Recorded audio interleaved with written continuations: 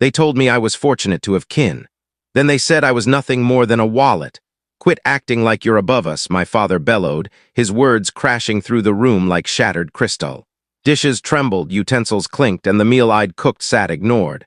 The costly aged wine I'd brought was barely touched. Their expressions, anger, dismissal, letdown, pierced me. In that instant, a chilling truth hit me. All I'd given was meaningless. I'm Alex, 31, a coder who became a tech founder. 3 years back, I vowed not to wait for life to deliver. I'd forge my own path. While my family scrambled to keep the heat on and the car running, I became their silent savior.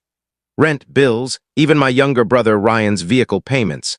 Thousands flowed from my account monthly for their ease. Yet I remained unseen, the quiet doer no one acknowledged. That Thanksgiving, I arrived at their home by 10 a.m., carrying bags of groceries, a pristine turkey, fresh produce, crusty bread, and a $90 bottle of rare Merlot.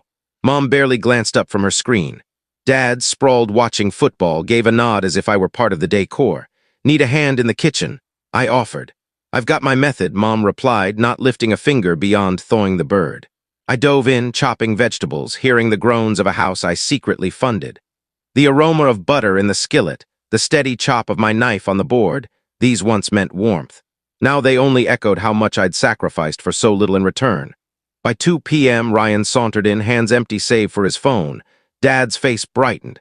There's my champ, he called, silencing the TV. Mom appeared from her hiding spot, arms open for a hug. Ryan barely reciprocated. Sorry I'm late, he muttered, not meaning it. Dinner began at 4 p.m., the table a stage where I was already cast as the antagonist. Dad sliced the turkey I'd made, reminiscing about Ryan's high school sports triumphs. Mom quizzed Ryan about his latest job interview, his 5th this year, hardly sparing me a glance, ignoring my recent deal with a tech giant that could skyrocket my earnings. They'll probably make me a manager, Ryan said, fork poised, oblivious to the irony. Mom beamed, patting his hand. Good things come to those who wait, she said.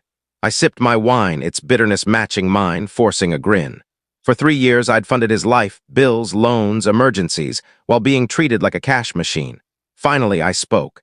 I need to cut back on the financial help, I said, steady and composed. Silence. Dad's fork halted. Mom's smile wavered. Ryan's eyes narrowed. What's that supposed to mean? Dad growled, his tone sharp. I've spent over $12,000 this quarter alone, I said. I need to invest in my business for a bit. Hire coders, grow the office. It's temporary. You've changed, Dad snapped, slamming the table. Success has turned you greedy. Greedy, I repeated, stunned. I'm safeguarding what I've built. I'm not greedy, I'm realistic. His voice surged, laced with spite. What about your kin? We raised you, fed you, clothed you. You owe us. I inhaled deeply, clarity cutting through the storm. Get out. Paying bills doesn't make you kin. The words struck like a gavel. Glasses shook. Water spilled. Dad's eyes blazed with rage. Mom shrank in her seat. Ryan's jaw clenched. Something within me hardened, cold, clear, unyielding. I gave a faint smile, grabbed my bag and left, leaving them in the mess they'd made. Outside, the November chill stung like a slap, sharp, raw, real. Ryan's text buzzed before I reached my car. Drama queen, way to wreck Thanksgiving. I stared at the house I'd saved from foreclosure, its warm lights taunting me. Inside, they were already reshaping the narrative, casting me as the villain. My hands shook, not from fear, but from resolve. Something had to shift. At home, I laid out every record on my coffee table, bank statements, loan contracts, receipts, every cent I'd sent their way. Rachel, my closest friend, sat beside me, scanning the piles. You've been their bank, not their brother, she said gently. This isn't kindness anymore, it's abuse. I nodded. Her words soothed and warned me. My phone exploded with missed calls, frantic texts from Mom and Dad, guilt-laden pleas. I ignored them. Midnight hit. I sent one message, all financial aid ends now. Documents follow tomorrow, make other plans. Then I powered off my phone and slept. Morning brought pounding at my door. Dad, wild-eyed and flushed. Mom, weeping in the car. Ryan, filming it all. I opened the door calmly, Rachel behind me with my security footage ready. I held a thick file. Everything's in here, I said. Dad's jaw dropped as he flipped through mortgage papers showing I own their house, loan agreements, and transfers totaling $147,000 over 3 years. You can't do this to kin, he whispered. I already have, I said, unshaken. You made it clear I'm not kin, just a checkbook. Sirens neared. Police arrived soon after. Dad raged, indignant. I handed over the file. The officers reviewed it. This is a civil issue, but you're trespassing, they said. Leave now. Reality slammed my family like a tidal wave, and for the first time the burden lifted from me. The house fell quiet after the police left, but a storm still churned inside me. Ryan glared from the driveway. Mom's tears were futile. Dad's face held shock and denial. I stepped inside, shutting the door. For years I'd been their unseen safety net, the silent giver they never thanked. Rachel poured us wine. "This is it," she said firmly. "You're done being their cash machine." I nodded, sipping. The apartment felt freer, as if the walls had held their demands, their entitlement, their resentment, and now it was gone. I opened my laptop, canceling auto payments, closing shared accounts, logging every detail. Every bill, loan, and payment was tracked, documented, airtight. No gaps, no excuses.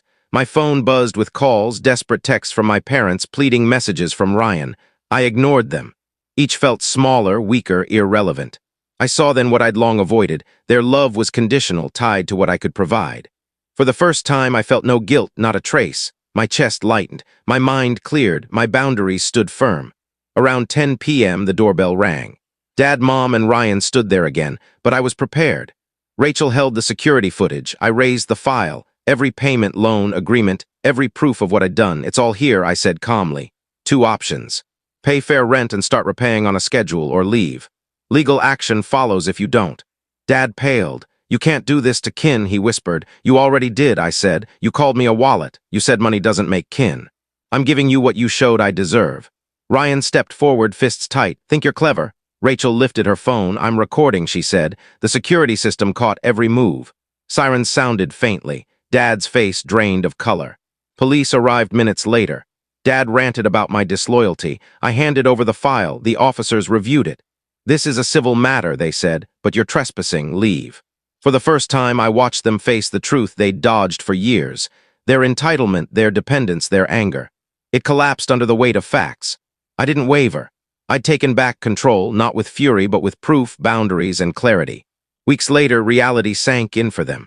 Ryan took a job at a nearby warehouse. Mom and Dad moved to a small apartment they could manage. The house I'd bought them was sold, the funds settling the loans I'd given. Life now had consequences for them. For me, life shifted forward. I grew my business, hired coders, and watched it thrive. Success tasted richer, earned without strings, without guilt, without being drained. I learned family isn't about duty masked as love. True family honors boundaries. True love doesn't exploit. I still think of that Thanksgiving, their faces, the silence after my words. I learned something crucial. Walking away isn't always quitting. Sometimes it's building something stronger, truer. I wasn't abandoning them. I was reclaiming myself. A year later, we're rebuilding on my terms. Dad calls sometimes. Mom sends genuine birthday cards. Ryan and I trade polite texts. We're not perfect, cautious, guarded, but real. That's worth more than any money I ever gave. Sometimes walking away isn't giving up. It's the first step to something healthier. If you've ever had to prove your worth to those who doubted you, share your story. You're not alone. Thanks for reading.